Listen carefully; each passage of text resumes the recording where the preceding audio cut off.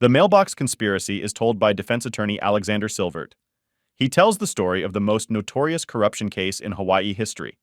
It involved Honolulu Police Chief Louie Kealoha and his wife, Deputy Prosecutor Katherine Kealoha. Louis and Katherine Kealoha and the Honolulu Police Department worked in concert to dupe the U.S. Attorney's Office into prosecuting an innocent man, Katherine's uncle, Gerard Puana, in order to cover up financial crimes they had committed against their own family in order to support their luxurious lifestyle. They were both convicted, and Louis is now serving a 7-year sentence while Katherine is doing 13 years. 3 other HPD officers were also convicted and incarcerated for their roles in the criminal conspiracy. Other related cases: the Kealohas were a very well-liked and well-trusted native Hawaiian power couple. Katherine was even put in charge of trust funds for the surviving children Ranson Taito, 12, and Ariana Taito, 10, of a family friend who had died. The trust fund never grew, it only disappeared. Claiming Ranson's mother could go to jail, Katherine told Ranson to lie to a federal grand jury that Katherine had given him all the trust monies. Ranson was later charged with conspiracy for lying, but the charge was later dismissed. Roya Memia, Donna Leong, Max Sword. Roya Memia, Honolulu's former managing director, Donna Leong, the city's former top civil attorney, and Max Sword, former Honolulu Police Commissioner, were charged in federal court for allegedly conspiring to hide the source of the $250,000 in public funds given to Louie Kealoha as a golden parachute for him to retire. Keith Kaneshiro. Keith Kaneshiro, Honolulu's former prosecuting attorney, stepped down on the day of a deadline to respond to a request by the state attorney general for the Hawaii Supreme Court to suspend his law license. He stepped down amid the federal corruption probe that spawned indictments of his former deputy prosecuting attorney, Katherine Kealoha, and her husband, Louie Kealoha, former Honolulu Police Chief. Also, Kaneshiro's attorney confirmed that Kaneshiro had received a target letter from the Department of Justice for a separate corruption case. I'd like to start the meeting here in Top Tower. We have an exciting topic, sort of like you would see in a mystery show. A Mansfield, a former president of the EAH, will be introducing our speaker. Okay, thanks, Phil. Yeah, I'm really happy that Alex's mailbox conspiracy, which is something we in Honolulu lived through for a few years, and a lot of twists and turns in that case. Alex has written a book about it. He was a public defender. He went to undergraduate school at UCLA, having grown up in New York and Vermont, then returned to New York City, and he was a cab driver for a couple of years. Probably learned more about people than he learned about people in law school, I would imagine. Went on to do both a PhD and a law degree at Boston College. And with that, Alex, I'd like to turn the meeting over to you because I know you've got a whole lot of stuff to share with us. So thank you again for coming. Well, thank you for inviting me. I'll tell you a little bit about me because I know a lot of you don't know. I was a state and federal public defender in Philadelphia before I came to Hawaii. My wife went to high school here and went to college here. And we met in law school. And so after living in Philadelphia for 5 years, we had our first son. So we moved back to Hawaii because her parents were here. Her father was military, served in World War II, Korea, and Vietnam. And so I became the first assistant federal public defender at the Hawaii Federal Public Defender's Office in 1992, and I've been doing that ever since until my retirement in October of 2020. In 2013, this case came into my office. I was the first assistant, so I assign all the cases, and it was a mailbox theft case, which I had never heard ever coming into federal court before. It was unusual. I was told that there was a video of the actual crime and that the people who were claiming they were the victims were the chief of police and his wife, the third highest ranking prosecutor in the state. And then they also claimed that it was their uncle, Gerard Puana, my client, who stole the mailbox. So it wasn't like they were identifying an unknown person. They were identifying someone from the video that they claimed they could tell who it was. So when it came in, my impression was, this is just a plea and a sentencing case. And that's how I looked at it. But I took it because I felt that given the importance of the victims, that the client was going to face a really tough sentencing hearing And I thought I could help out in that way. So when I took the case, I did not expect it to turn into what it's turned into. I expected it to be a plea and a sentencing, and that would be it.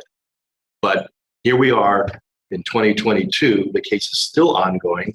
The grand jury is still meeting. Mr. Wheat, the special prosecutor, is still here.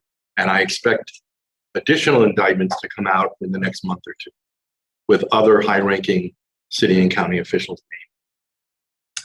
And it's usually, as in most crimes, it's not the crime, it's the cover-up that gets people.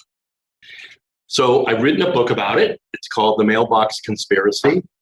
You can find it on Amazon. You can find it at local bookstores here. And it's written as a whodunit. Even though we know who did it, it's written so that you can go with me step by step through the investigation as we uncovered the evidence, which proved not only that Gerard Puana was innocent, but that he had been framed. Most of the book is walking you through how we uncovered all this evidence, which I'm going to show you a little bit about today. Really what this book is about was not only to exonerate Gerard, because a lot of people think he got off on a technicality, and that's not true. He was innocent. But this book was also written because I wanted to expose how corruption works. I wanted people to be able to see it and touch it. And that's what I'm going to show you a little bit about today, is some aspects of this investigation which just show you how corrupt things really were and how we uncovered it. So on June 22nd, June 21st is the night that the mailbox was allegedly stolen. My client is identified on June 29th for the first time as a suspect. He's arrested first by the HPD and he's charged with felony theft under Hawaii state law. But then 2 days later, he's charged under federal law with destruction of a mailbox. What you need to understand about this is when you go out and you buy your mailbox from True Value Hardware for $30 and you come home and you nail it on that post, that's no longer your mailbox. That belongs to the federal government. And if anyone goes out and damages with a hammer or does anything to it, including yourself, you could be charged with this crime. So this is what we first saw when he came in. And I was talking earlier a little bit about why I thought this was going to be a guilty plea. So in 2013, there were approximately 96.9% of the cases nationwide that pled guilty. Of all, so if you think about 100,000 cases being brought in criminal court and federal court around the nation, more than 95,000 of those cases pled guilty. Same was true in Hawaii. Our rate was 96.4. There were 9 trials for the whole year. And those trials are not just felony trials, those are misdemeanor trials as well. So maybe in the whole year of 2013, there were 4 or 5 felony trials in federal court. So that just shows you what you're up against when you get charged in federal court. Almost everyone pleads guilty. And there's a number of reasons for that. I won't get into it here. It's very complicated. But you can see when Mr. Puana came into my office, I'm thinking guilty plea. My first investigator who I worked with in Hawaii was a Hawaiian activist. He was a Big Island cop who came to work for us. And he used to tell me that we were the last hope for the hopeless. And I really took that to heart because we are. Given those rates of guilty pleas and given how serious the sentencing rates are in federal court and how much time you get, we really were the last hope for the hopeless. And that's how I took every case. I approached it with that in mind. So what did we learn from the original arrest record? On June 22nd, it was reported to HPD, and this is Katherine Kealoha as KK, reported that the case, her mailbox had been stolen. June 29th was the first time she identified, or anyone identified anyone in the video surveillance or as being Gerard Puana. So you're going to see in a moment that HPD was investigating this case from June 22nd to the 29th. According to Detective Akagi, who was the lead detective in the case, if you read his report, no one is identified as a suspect until 5 o'clock on June 29th. And that will become important in a little while. So who are we dealing with? I'm a federal PD. I don't deal in state court. I don't really know the Kealohas. I don't deal with HPD very often. They're not the people that investigate my cases. I deal with ATF, FBI, Secret Service. We do occasionally get an HPD case, but not often. So the first thing we knew was Katherine, very well-respected person in the community, head of the career offender unit in the prosecutor's office, and she served as director of an administrative office under Governor Lingle, and she'd been in private practice and prosecuting attorney her whole life. Very well-respected member of the community. Louie Kealoha, we all know he became chief of police. He got promoted from being a captain straight to chief of police, which is very unusual. And that also will become important a little later in this case. He was supported by the union when he ran to be chief, which was also very unusual. Usually the chief of police and the union are at odds. But in this case, the union actually supported Louie Kealoha to be chief. So those are the people who are claiming that they know who's in that video, and it's Gerard Puana. Not a good thing to be up against, off the bat. And who's Gerard, who comes in and sits before me and says he didn't do it? Well, he's really a nobody. He's 53 years old. He has a minor criminal record. He used to work in private security a long time ago, and he has what's called a deferred acceptance of no contest, a DANK. And what that means is he got arrested in 2011 because he lives in a building that his mother and father built right before Pearl Harbor. The building is on a hill, and if you park at the lower part of the building, you've got to walk up these long set of stairs to get to the house. And he got into a dispute with his neighbor over that parking space because he had told the neighbor, please let me park here. I've got a 90-year-old mother. We need to park in front of the steps so she can go right up. And the neighbor kept parking there. So he went over, got into a dispute, walked onto their terrace, and got arrested for an unauthorized entry into a dwelling. It's not burglary. It's a crime lesser than that, still a felony. But he was allowed to plead by a DANK. And what that means is you plead guilty. The court takes your guilty plea, puts it in its back pocket, and says, I'm going to give you a term of probation. If you do well, I'm going to rip this up like it never happened. That's important because you're going to what happened at the trial. We're going to explain what happened at the trial. It has everything to do with this alleged conviction or lack of conviction. So he tells us that he's being framed because he had the audacity to file a lawsuit, he and his mother, against Katherine Kealoha. What had happened was, as in Hawaii with most people, they are land rich, but cash poor. And neither Florence Puana, his mother, nor Gerard had any income. They were living on Social Security and disability.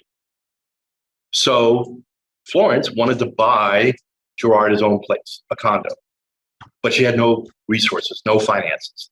Katherine Kealoha was the only member of the family who had ever gone to school, ever gone to postgraduate, and they confided in her, and she was their best friend, and she said, do a reverse mortgage.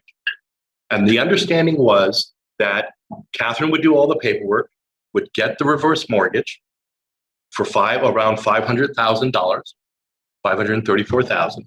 They would use $360,000 of that money to buy the condo, which did happen, and the rest of the money would be in a bank account. Katherine claimed that she was then going to get her own loan, her own personal loan. She would then pay off the reverse mortgage so that it would be gone. And then Gerard could pay Katherine a monthly amount, like he was paying a mortgage, to pay off her personal mortgage, which she had gotten to pay off the reverse mortgage. So in the end, what was supposed to happen was they get the reverse mortgage, they buy the condo, Katherine pays it off, Gerard pays Katherine, and Florence owns her house again. And in fact, for a 2-year period of time, that's exactly what appeared to happen. Every month, Gerard paid Katherine a set amount of money to pay off the mortgage that she got, the personal loan she allegedly got. What happened was, as we all know with mortgages, 3 years after a mortgage is is obtained, usually the bank sells it to another bank. Now, all of this time, Katherine had gotten a P.O. box that all the mail had gone to because she had done all the paperwork. But after 3 years, the new mortgage company sent a letter to Florence's home address, not to the P.O. bank. And what did they find out? She found out that not only had the mortgage not been paid off, but it had ballooned. She now owed $651,000. That prompted her to start asking Katherine, what's going on? And Katherine started not returning phone calls, wouldn't talk to them. And this went on for months and months and months until September of 2012, when Florence wrote a letter to Katherine saying, I don't know what's going on. We're going to get a lawyer. I'm revoking your power of attorney. Please tell me what's happening. On September 15th, and you're going to see later on, that Katherine writes 2 letters. One goes to the Puana family as a whole. One goes to Florence and Gerard specifically. I'm going to show you those letters a little bit later on, but I've never seen a lawyer write letters quite like this, and you'll see what I mean in a minute. Basically, Katherine's position is, I don't know what you're talking about. I've never hurt you. I've done everything you've asked me to do. I've done everything right. How dare you attack me? How dare you call me a liar? As a result of that, on March 7th, 2013, the Puanas hired a lawyer and they filed a civil lawsuit against Katherine Kealoha. The civil lawsuit alleged that she had stolen the $500,000 that she had from the reverse mortgage. Also, Gerard had given her extra money for Hui's and for investment that they claimed she stole. So they sued her for a number of different civil violations. Had the Puanas been successful in that lawsuit, Katherine Kealoha, as a lawyer, probably would have lost her license, much less a disgrace and shame for elder fraud and abuse and so forth. So that lawsuit, which was filed March 7th, 2013, was very troubling to the Kealohas. The first thing we noticed when we were looking at the police reports is that Detective Akagi wasn't just your everyday detective. He was a homicide detective. And as one court reporter said, no mailbox was killed in the commission of the theft. But we have a homicide detective assigned to investigate this case. So that threw up a red flag for us, like what is really going on? But the real thing that got us going, the thing that propelled us into really understanding that this was a problem, was first we looked at the surveillance photographs. Because look, they have a video. If the video shows Gerard Puana in the video, we're done. I don't care what he has to say to me. If I can see it, anybody can see it. So this is just I wish I could show you the entire video. It's only 30 seconds long, but I couldn't get it to work. But this is some of the pictures. This shows the car that allegedly was used in the theft coming up. If you look at the third photograph in the middle, and you look down to the very bottom left, you'll see the little mailbox. Oh, yeah, yeah. Okay. The person on the right was just some person who showed up 5 minutes after the theft. We never really knew who he was, but he had nothing to do with it. But Katherine tried to make it look like he may have had something to do with it. But it turned out he was just an innocent bystander taking a walk. You'll see the car on the right, the last photograph, that's the back image of the car. So you can see, we can't tell what kind of car it is. We can't see the license plate because of the blur. You can't see the person in the car. And it kind of raises the question, why not? Why can't we see any of that? Now, we were given an hour worth of videotape by HPD. 45 minutes before the theft, 15 minutes after the theft. We were not given the entire hard drive. We asked for the entire hard drive. I wrote letters to the U.S. Attorney. I subpoenaed HPD. I subpoenaed the chief for the entire hard drive. We were told it doesn't exist. This hour video was all that existed. I will skip forward in time. In 2014 at the trial, Officer Silva, who happens to be the custodian of records who recovered the hard drive, testifies, oh yeah, I have the hard drive. It's in my office on a shelf. So HPD not only lied, they lied under oath in response to a federal subpoena. And to go a little further, when the FBI was investigating the case, they found the hard drive. The hard drive had been put into a camera, pointed to the roof of CIU and taped over. And the only reason the FBI knew that that was the hard drive is because the CIU technicians put the camera for 6 days on automatic. Because if you just delete, you can recover. If you video over, you can't recover. But by putting it on automatic, there were two things that happened. They kept checking if it was working, so they kept looking into the camera. So the FBI was able to identify the CIU technicians who were looking into the camera. But the second thing is because they put it on automatic, it didn't go to the very end. There were 15 seconds that weren't taped over. And that 15 seconds was this videotape. So the FBI was able to recover it, but they had tried their best to delete that evidence. So you see the person here, the very hazy image of the person in the video, and you see our client. And from this video doesn't get any better. And from this hazy video, Chief Kealoha, Katherine Kealoha, and Bobby Nguyen, who was related to them by marriage, all claimed that this was Gerard Puana. When we watched it, it was very clear this was a younger, more spry person than Gerard. Gerard had a little bit of a limp because of an accident at Pearl Harbor shipyard, and he was a little heavier and not nearly as swift as the person in the video. So once we realized that you couldn't tell who was in that video, we decided, okay, now we've really got to work at this case and figure out what's going on. This is a photograph that was taken by the 911 officer. It's part of their police report. And it shows the pedestal of the mailbox after the mailbox had been stolen the next day. Now, according to Katherine Kealoha and HPD, two different detectives, they claimed that the mailbox that was sitting on top of that pedestal was a Gaines mailbox. And they gave a description of what it was. Katherine signed a statement under oath that this was a Gaines mailbox that had been stolen. We looked it up.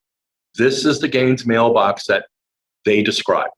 We sent that photograph to Gaines Manufacturing Company saying, please verify that this is your pedestal and that this is the mailbox. It was one of those things that we just did, just thinking, okay, we're just crossing our T's and dotting our I's. I didn't expect it. Well, within minutes of faxing the photograph of the pedestal over, they responded saying, that's not our pedestal. That's not our mailbox. Because these specialized mailboxes that fit on these pedestals are all designed to work in unison. So you can't put a different company's mailbox onto your pedestal. So they were able to say that pedestal that was left, that photograph, isn't their pedestal, and therefore it can't be our mailbox. But more importantly, the guy knew whose it was. It was a competitor's mailbox that actually tried to make knockoffs that were cheaper. So he told us the name of the company. Now you should know that that mailbox costs, according to HPD, this is one of their reports, and according to Katherine's signed statement, is valued at $380. That's very important, and I'll get to that in a minute, why that's important. So we found out that the mailbox was actually this mailbox. This belongs to Gibraltar. It's called the Soul Group mailbox. You can see the pedestal, and you can see the mailbox that actually belongs on there. We then went out and got photographs, because now we had to prove that that was the mailbox. So these are actual photographs of the mailbox sitting in front of the Kealoha's house. We got family photos. We went to Google Maps. I don't know if you know this, but if you go to Google Maps, you can go back by year. So we went back by year and got the photographs, zoomed in on the Kealoha's residence, and every year it was this mailbox. So we wanted to prove beyond any doubt that it was this mailbox, not the one they claimed. So we actually ordered it and had it delivered to our office. The reason you got black there is because they had actually no longer manufactured it. They had to get pieces from the graveyard. But that is the mailbox. There was no doubt. Now we had a problem. We had a tale of two mailboxes. And why would they lie about it? Under Hawaii state law, if you steal something, like if I stole that or stole my computer, if the value of the item stolen is more than $300, it's a felony. If it's under $300, it's a misdemeanor. Now, in criminal law, that's a huge difference because you can use a felony conviction to impeach the credibility, the reputation of a witness. You can't use a misdemeanor. So if you convict Gerard of a felony theft Then when the civil case goes to trial and he takes the stand, he can be cross-examined by Katherine's lawyer and called out to the jury as not a credible witness, as a liar, because he has a felony theft conviction. And if you remember, this case was supposed to be investigated by HPD and prosecuted either by Katherine's office or the state attorney general's office. So they would control the investigation, they would control the prosecution. It was, and in fact, when Gerard Puana was arrested by HPD on the 29th, he was charged with felony theft under state law.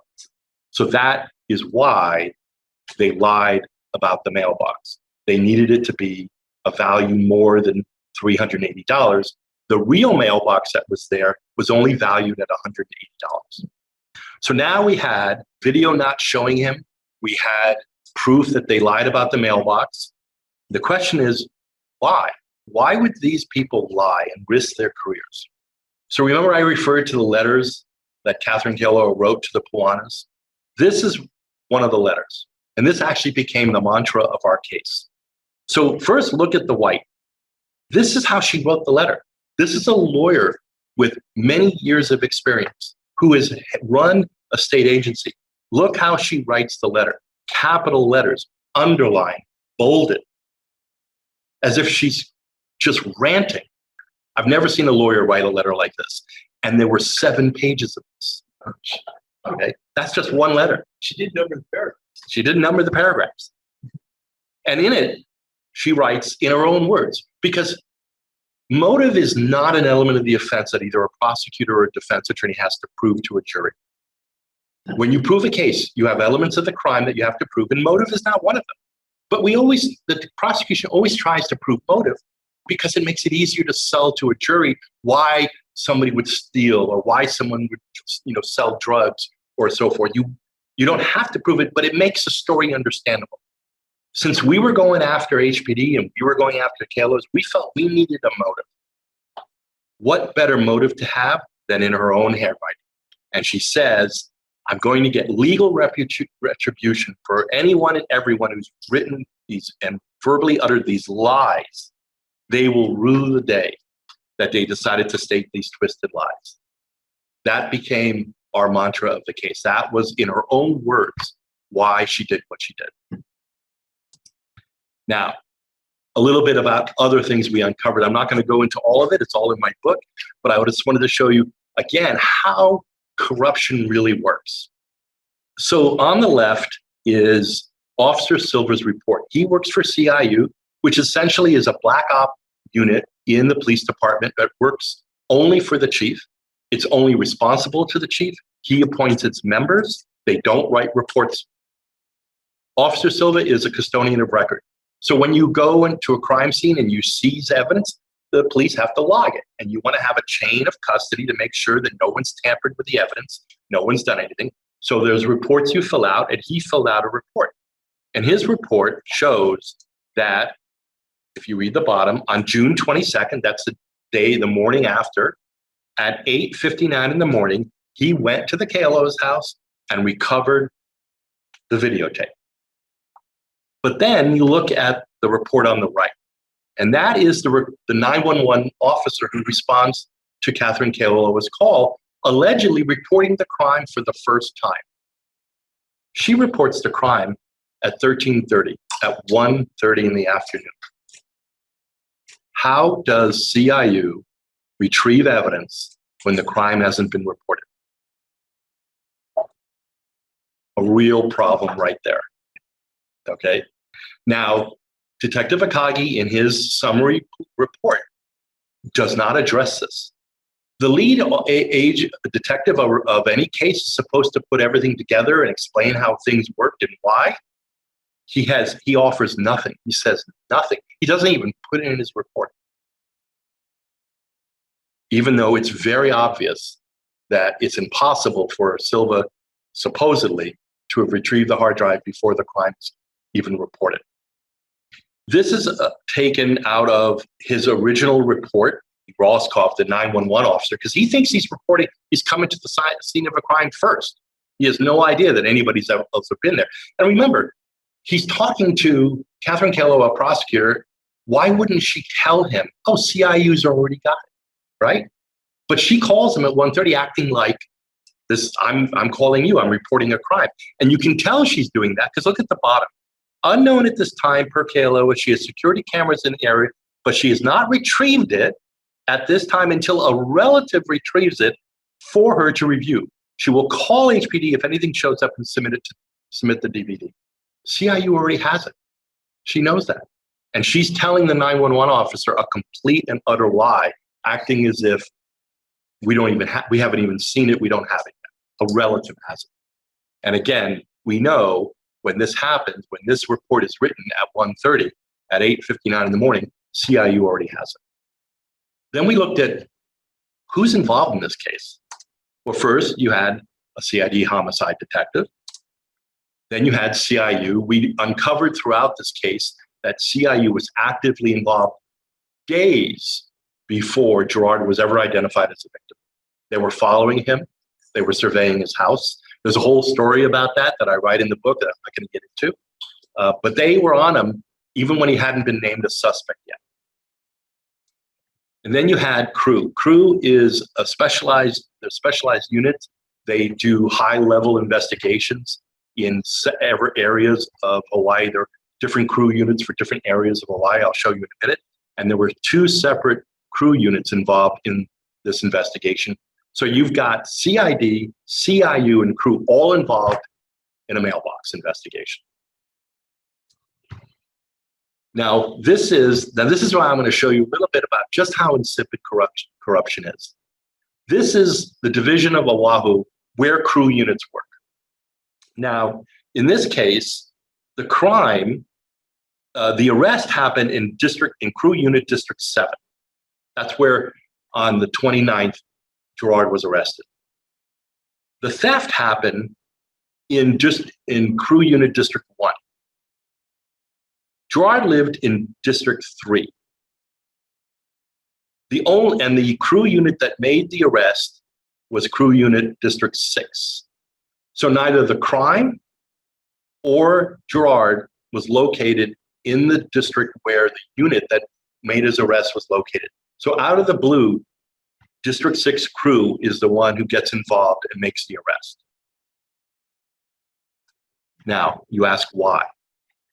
Well, as we investigated the case, we found out that in 2014, so remember, 2013 is the arrest, but 2014 May, so this is the first time every year HPD gives awards.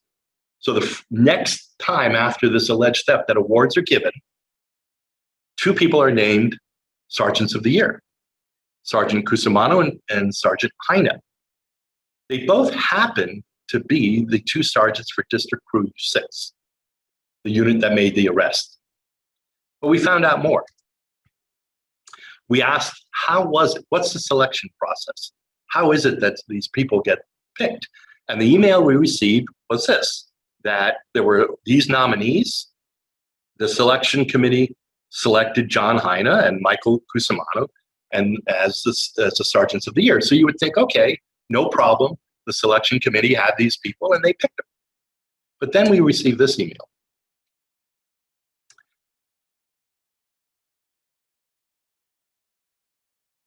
So it turns out that Chief Kealoha overrode the selection.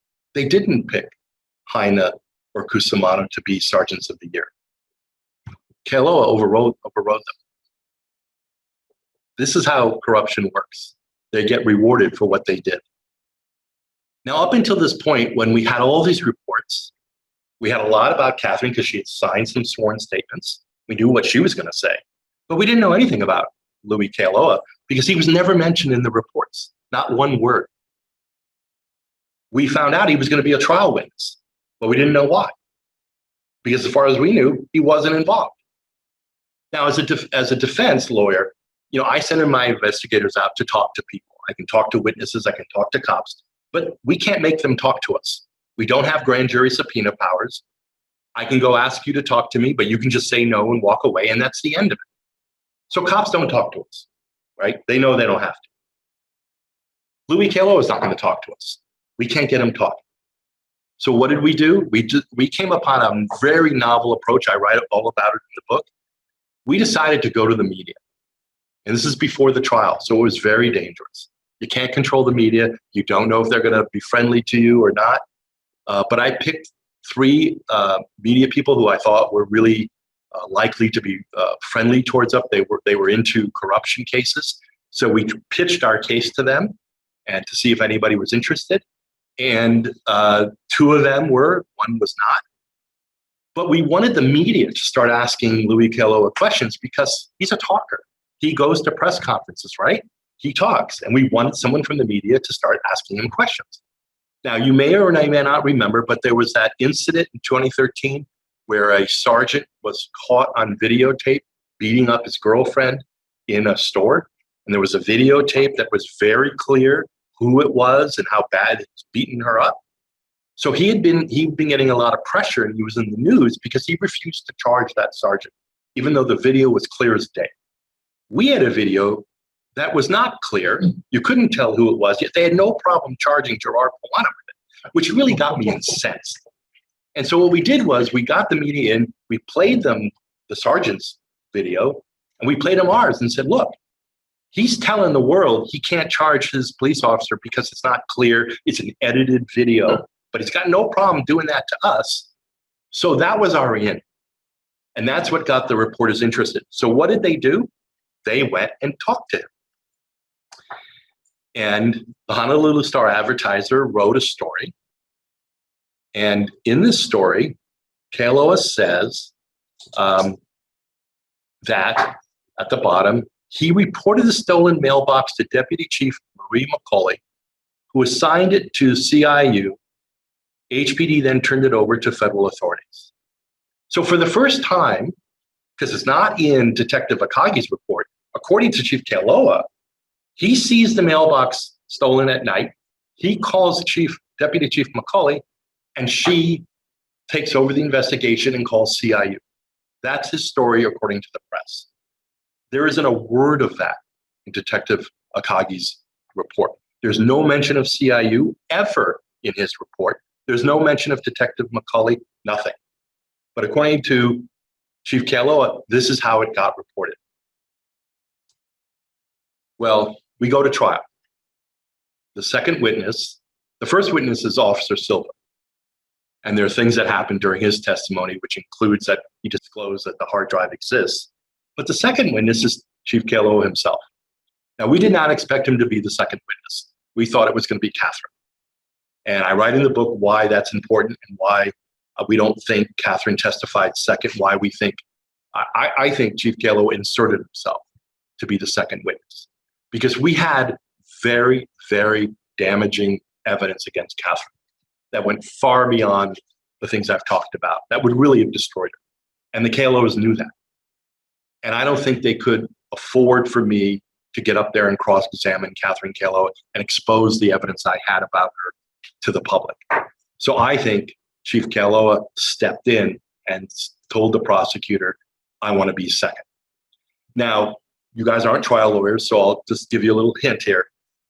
When a witness, if you were called as a witness and you were on the plaintiff or the government's side, they'd sit down with you and they go over, they rehearse your testimony. You know every question that's going to be asked, and you know every answer you're going to give. You don't know what's going to happen on cross-examination when I get up there, but you do know on direct every question and every answer and what you're expected to say. So Chief Kealoha gets up there on direct examination. He's being asked by Larry Tong, the prosecutor, these questions. And one of his responses is this: I came home at maybe 9:30 in the morning after having gone surfing at 5:30, 6 o'clock in the morning, where he noticed the mailbox missing. He goes surfing, comes home at 9:30, tells his wife, Katherine Kealoha, and tells her to report it. Now, two things. We already know from the Honolulu Star-Advertiser story, that's not what he said. He said that night he saw it missing, reported it to Deputy Chief McCauley, who called CIU that night. Now he's under oath changing his story, saying, I saw it in the morning and I told Katherine to report it. We also know that by 9:30 a.m., Officer Silvert was already there. Officer Silvert had already retrieved it. So this is Chief Kealoha under oath making this statement. But then comes what everybody I think knows about. He's asked on direct examination, how can he identify him? He says, based on his walk and clothing, but also, well, he's picked up a lot of weight since that time. How he looks in this video is how he looked when he was charged and convicted for breaking into his neighbor's house. Well, several things about that. He was simply asked to describe what he looked like at the time, a question he knew he was going to be asked. This answer, where he's talking about relating it to a charge and conviction, first of all, he wasn't charged and convicted for breaking into his house. That's not true. It's also completely illegal for him under the rules of our court to say that, because under Rule 404B of the Rules of Evidence, if the prosecution is going to introduce a prior bad act, a prior conviction, you have to give notice to me, the defense, ahead of trial. And so we can litigate it and decide, can you do it, can you not? You can't just spring it in court. So Chief Kealoha had just finished testifying when he was laying the foundation for who he was, that he has had 30 years in the force, and he teaches other police officers how to testify. He's very proud of that. He's got a PhD in criminology, and yet that's the answer. Instead of just saying, well, he was fatter, he weighed more, or whatever, he relates it directly to a prior conviction, which he's got to know you can't do. And what does he do? I object. There's a funny part in the book about how I slam my hand on the table, and it's everybody in the courtroom, was, wow, he's really mad. The reality was I was leaning really far back on my chair and I was trying to get up and I slammed my hand on the table. But we'll keep that secret. It's in the book. It's in the book. But what does he say? I object. The judge immediately knows what I'm talking about. And without anything else being said, Chief Kealoha says to the judge, I'm sorry. She says, all right. He says, I apologize. Why? If he didn't know he had done something wrong, why is he apologizing? No one said what he had done wrong. I didn't say what he had done wrong. The judge didn't say. He knows what he did.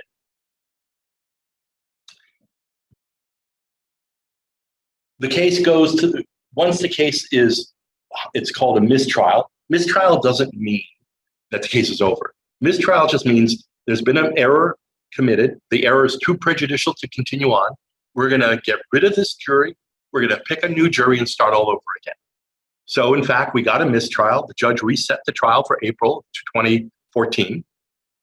We had to make a decision. It's all in the book about how we decided to actually meet with the U.S. attorneys and show them the evidence that we had uncovered, and how we then got them to go to the FBI and get the FBI involved. And the meeting we had with the FBI which didn't go too well in the beginning. But then even they realized, based upon some of the evidence I've shown you, and there's a lot more, that this was obviously a frame-up. And then after we waited for months and months and months, we finally got a call from somebody named Michael Wheat, who probably all know now from the Kealoha cases and the cases that are coming up, that he's gone in. He's been specially appointed as a special prosecutor, same powers as Mueller did in his investigation, just he only has 5 people. And he told us that he was going to run it to the ground, which I think you all know he's done. He's been true to his word, which is where we are now. So everybody asked me, about this case and the impact it's had. And I kind of created a slide because this case has had tremendous impact way beyond Gerard Puana and getting him off. We've had the removal and conviction of an HPD chief. We've had the removal and conviction of a career offender prosecutor. We've had CIU is disbanded. Although, to be honest with you, I think they just renamed it and it's still doing the same thing. And CIU, by the way, if you go back, there are articles written about CIU. They've been in trouble for many, many, many years. This wasn't the first time. You've had, of course, the recent indictments with Sword, Leong, and Amamiya. You've had Dr. Puana convicted. The grand jury is still ongoing. With Keith Kaneshiro, he stepped down and received a target letter. I have a feeling that the next set of indictments are going to be his. You have impeachment proceedings that were brought against him that failed, but actually were very enlightening to kind of figure out how impeachment works in the state of Hawaii. You have the state attorney general, who was Claire Connor at the time, filing a petition with the Supreme Court, which has never been done, to remove Kaneshiro. He stepped down the day that argument was going to happen. Voters amended the Hawaii Charter to give more authority to the police commission. They also amended the Hawaii Constitution to put term limits on the city and county prosecutors so they can only serve 2 years, which ensured that Kaneshiro couldn't run again. And now we have pending resolutions before the city council as to how we're going to select and qualifications for new police commission members, because every oversight commission in Hawaii failed in this case. But most importantly, there's this ongoing discussion about integrity, transparency, and accountability in Hawaii. That's really, this case has really opened up. And to me, that's the legacy of this case. Thank you. Yeah, thank you very much. It was a great presentation. I don't have the certificate for you. I can get it to him. Yeah. And again, thank you, Alex, for your excellent presentation. Well, thank you for having A me. lot of fun. Engineers and architects of Hawaii welcome your comments on this program and any of our recent programs. We encourage your direct participation in this community outreach. So please email us your comments and ideas at eahawaii@gmail.com.